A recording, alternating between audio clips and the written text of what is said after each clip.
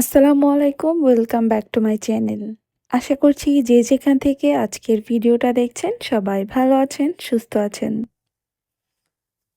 আলহামদুলিল্লাহ আমরাও ভালো আছি। আজকে চলে এসেছি আপনাদের জন্য নতুন আরও একটা ভিডিও। আশা করব আজকের ভিডিওটা আপনাদের একটু হলেও ভালো লাগবে। তো এই যে আমার বড় বড় হাঁড়ি পাতিলগুলো আমি ধুয়ে কিন্তু বারান্দাতেই রেখে দেই। আর এই তো আমার যে পেঁয়াজের খোসাগুলো হয় বা কলার খোসাগুলো এভাবে করে একটা বালতিতে আমি স্টোরেজ করে রেখে দেই পানিতে ভিজিয়ে। ৩ থেকে ৪ দিন পর এই পানিটাই আমি আমার প্রত্যেকটা ইনডোর প্লান্টের গোড়ায় ইউজ করি। আর এটাই কিন্তু আমার গাছের অনেক বড় একটা খাদ্য। তো ঘরোয়া কিছু পদ্ধতি ব্যবহার করে আমার গাছগুলোকে কিন্তু আমি যত্ন করি। তো সকালের মোটামুটি সব কাজই শেষ হয়ে গিয়েছে দুপুরের রান্নাটা বাদে। তো দুপুরে রান্না করার আগে ভাবলাম ঘরটাকে একটু ক্লিন করে নিই। আর এদিকে এসে দেখলাম বাবাটা একটু বাইরে গিয়েছে খেলা করতে।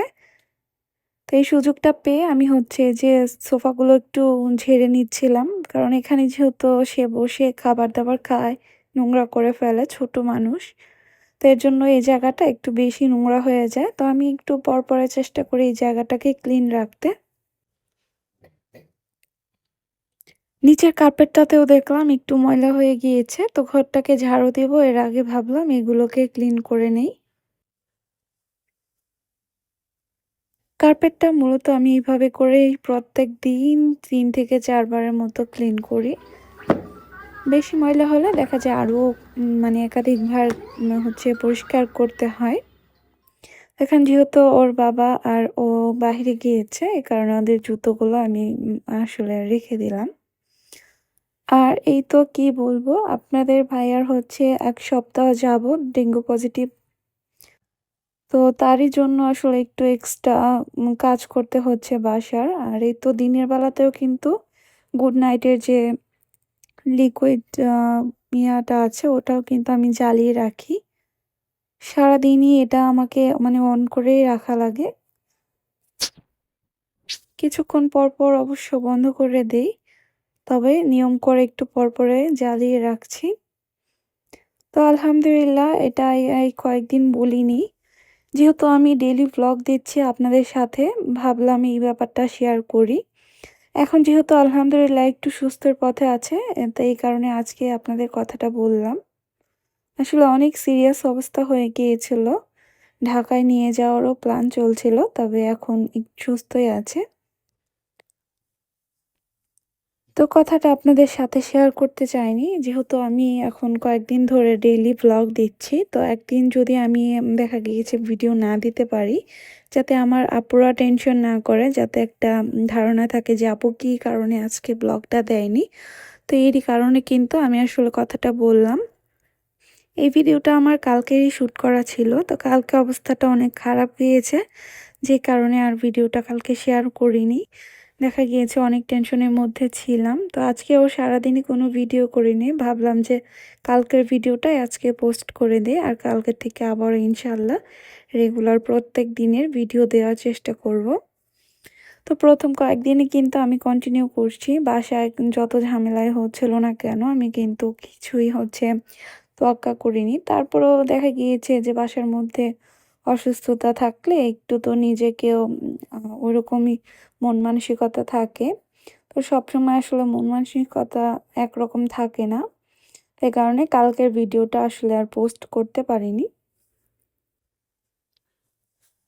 তো এই কয়েকদিনই তো দেখা গিয়েছে মা ভাত খায়নি, কোনো কিছুই খেতে পারছিল না ঠিকঠাক মতো।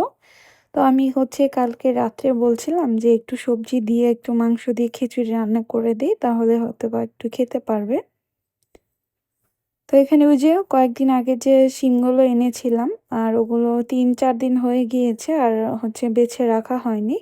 তো ভাবলাম আজকে যেহেতু খিচুড়িতে দিব, একই সাথে হচ্ছে শিমগুলোকে আমি বেছে নিই। কিছু খিচুড়িতেও দিয়ে দিব। আর যদি থেকে যায় তাহলে ওটাও আমি রেখে দিতে পারবো, নয়তোবা আবার নষ্ট হয়ে যাবে। শিমগুলো অনেক ভালো ছিল। এতটা ভালো জানলে আমি হচ্ছে ১ কেজি নিয়ে আসতাম। এখানে হাফ কেজি এনেছিলাম। আমি ২ দিন খেয়েছি, আরও ১ দিনের জন্য কিন্তু রাখতে পেরেছি। এই তো দেখছিলাম যে সবজির পরিমাণটা কেমন। তো এখানে আমি হচ্ছে একটা আলু অ্যাড করে দিব। শীতের সবজি দিয়ে এরকম করে খিচুড়ি রান্না করলে কিন্তু খুবই মজা লাগে। সকাল হোক, দুপুর হোক বা রাতে যেকোনো টাইমে এই খিচুড়িটা খেয়ে নেওয়া যায়। আর এই তো এখানে আমি কিন্তু সবকিছু রেডি করে রেখেছি। এখন শুধু রান্নাটা করব। এই শীতে এই প্রথমবারই আমি সবজির খিচুড়ি রান্না করেছি। এই কারণে ভাবলাম আমার আব্বুদের সাথে একটু রেসিপিটা শেয়ার করি। আজকের ভিডিওটা যারা দেখছেন তবে একটা লাইক দেননি। প্লিজ আপনারা একটা লাইক দিয়ে ভিডিওটা কন্টিনিউ করবেন। আর ভিডিও কোনো অংশে যদি একটুকুও ভালো লেগে থাকে তাহলে আমার চ্যানেলটা সাবস্ক্রাইব করে আমার পাশেই থেকে যেতে পারেন। তো এই যে এই হচ্ছে পাতিলটা নিয়েছিলাম রান্না করতে। তো প্রথমে আমরা যেহেতু সরিষার তেল খাই, তেলটাই হচ্ছে পরিমাণ মতো দিয়ে দিয়েছি। আর যেহেতু আপনাদের ভাইয়ার জন্য রান্না করছি স্পেশালি, কারণে তেলটা একটু কমিয়ে দিয়েছি, নয়তোবা আমি আরও একটু পরিমাণ তেল দিতাম। সবজি, মাংস, খিচুড়ি বা হচ্ছে বিরিয়ানি এগুলোতে কিন্তু তেল মশলা একটু বেশি দিলেই ভালো লাগে। তো ওনার জন্য হচ্ছে আমি একটু কম মশলা দিয়ে রান্নাটা করে নিচ্ছিলাম, আবার সাথে যেহেতু বাবুও খাবে। আমি আর পরিমাপটা বললাম না, আমার রান্নার পরিমাণ অনুযায়ী সব মশলাগুলো দিয়ে দিয়েছি। তো যদি কোনো নতুন আপু থাকে যারা নাকি রান্না করতে পারে না, তাদের হয়তোবা এটা একটু হলেও উপকার আসবে ভিডিওটা। আর যারা আমার থেকে অনেক ভালো ভালো গৃহিণী আপুরা আছেন তাদের তো আর আসলে এক্সট্রা করে কিছু বলা লাগে না, তারা তো অনেক সুন্দর রান্নাটা করতেই পারে। তো এখানে আমি সব মশলাগুলো দিয়ে আগে হচ্ছে পেঁয়াজটাকে একটু কষিয়ে নিচ্ছিলাম, আর এরপর মাংসটা আমি আগেই দিয়ে দিলাম। কারণ মাংসটা যেহেতু একটু সেদ্ধ হতে সময় লাগবে, আর সবজি কিন্তু এমনিতেই দেখা গিয়েছে মানে সিদ্ধ হয়ে যায়। তারপরেও যেহেতু ভুনা খিচুড়ি, আমি সব কিছুকে একটু প্রসেস করে একটু একটু করে হচ্ছে কষিয়ে নিচ্ছিলাম। এতে করে খিচুড়ি কিন্তু খেতে খুবই ভালো লাগে। এভাবে করে খিচুড়ি রান্না করলে দেখবেন যে খুবই টেস্ট হয় আর খুবই ভালো লাগে। তো মাংস দেওয়ার সাথে সাথেই কিন্তু সবজিটা দেইনি, কিছুক্ষণ কষিয়ে নিয়েছি খুবই ভালোভাবে। এরপর আমি সবজিটা অ্যাড করে নিয়েছি, আর সবজিটাও খুব ভালোভাবে কষিয়ে নিয়েছি।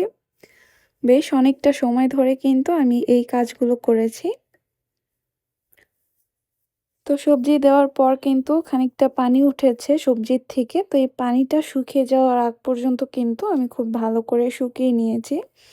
আর সাইডের চুলায় আমি যে যে একটুখানি মটরশুঁটি ছিল ওটাকে একটু ফাঁপ দিয়ে নিলাম। এটা স্টোর করে রাখবো, পরবর্তীতে যে কোনো একদিন রুহানকে অল্প কয়েকটা পোলাও রান্না করে দিতে পারবো, বা খিচুড়িতেও আমি অ্যাড করতে পারবো, মানে রেখে দিলাম। এটা হচ্ছে ডিপ ফ্রিজে রাখবো, এই কারণে এভাবে করে প্রসেসড করলাম। শীতে খুব বেশি করে মটরশুঁটি এনে কিন্তু আমি এভাবে করে সারা বছরের জন্য সংরক্ষণ করি। তো এই কয়েকটা দেখা গিয়েছে এমনিতেই ফ্রিজে রাখলে নষ্ট হয়ে যাবে, এই কারণে আমি এভাবে করে রেখে দিলাম। আর এই তো এখন চালটা দিয়েও খুব ভালোভাবে আমি একটু ভেজে নিচ্ছিলাম। পোলাও, খিচুড়ি, বিরিয়ানি এগুলোর চালটা যত ভালোভাবে ভাজা হবে ততই কিন্তু পারফেক্ট হবে। তো এই যে দেখলাম যে আমার হচ্ছে একটু লেগে গিয়েছিল, যেহেতু একটু বাড়তি অন্য কাজও করছিলাম পাশাপাশি।